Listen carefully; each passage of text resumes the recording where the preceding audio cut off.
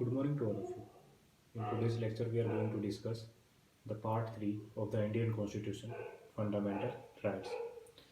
Fundamental rights जो है are taken from the Constitution of the America के USA के कॉन्स्टिट्यूशन से हमने अडॉप्ट कर रखा है फंडामेंटल राइट्स को। ठीक है, फंडामेंटल राइट्स जो है जो प्रोटेक्ट करते हैं इंडिविजुअल को फ्रॉम द स्टेट।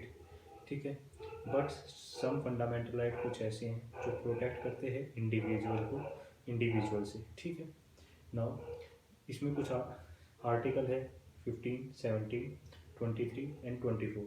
ठीक है, ये फंडामेंटल राइट्स ऐसे हैं जो प्रोटेक्ट करते हैं इंडिविजुअल को इंडिविजुअल से ही। ठीक है, एक्सप्लॉइट होने से। नाउ इन वर्ल्ड, ठीक है, फंडामेंटल राइट्स, ठीक है, आर फॉर ऑल। ठीक है, फंडामेंटल राइट्स सभी के लिए हैं, but some fundamental rights are only for the Indians. ठीक है, जो सिर्फ इंडियंस को अवेलेबल है फंडामेंटल राइट्स वो हैं जैसे 15, 16, 19, 29 and 30।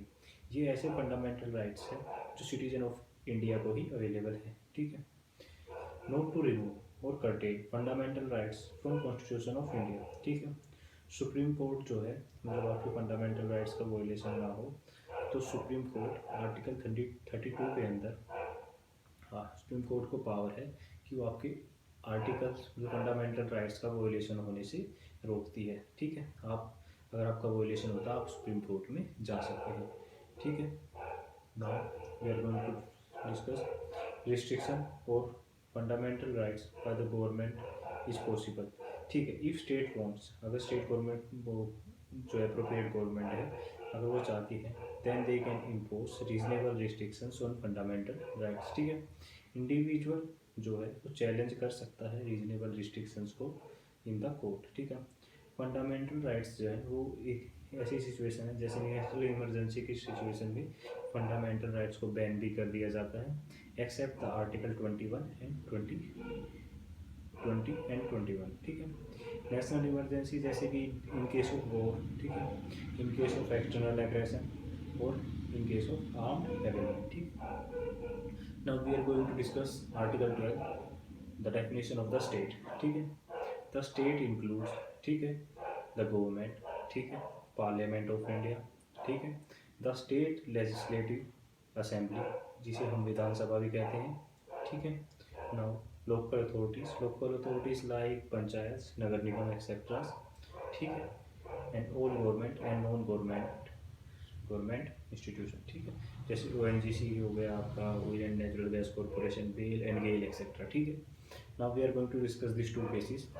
First one is the electric board Rajasthan versus Mohan Lal EIR 1967 supreme court 1857।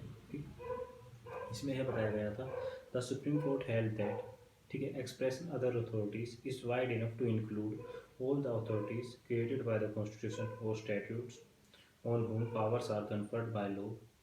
It is not necessary that statutory authority should be engaged in performing governmental or sovereign person। मतलब यह बताया गया था जो अदर अथॉरिटीज़ हैं, ठीक है, जैसे ठीक है, अदर अथॉरिटीज़ जो इसमें स्टेट की डेफिनेशन में लिखा है वो वाइड इनफ है।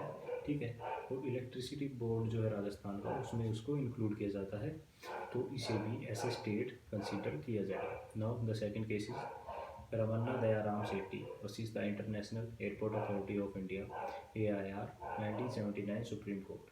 ठीक है, 1628। ठीक है, साइटेशन है, इसमें है बताया गया था supreme court held that if a body is agency और instrumentality of the government it may be an authority and hence a state within the meaning of article 12।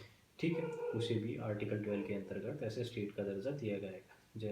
ठीक है, and thank you very much for watching my video. If you like the video please like, share and subscribe my channel. Thank you.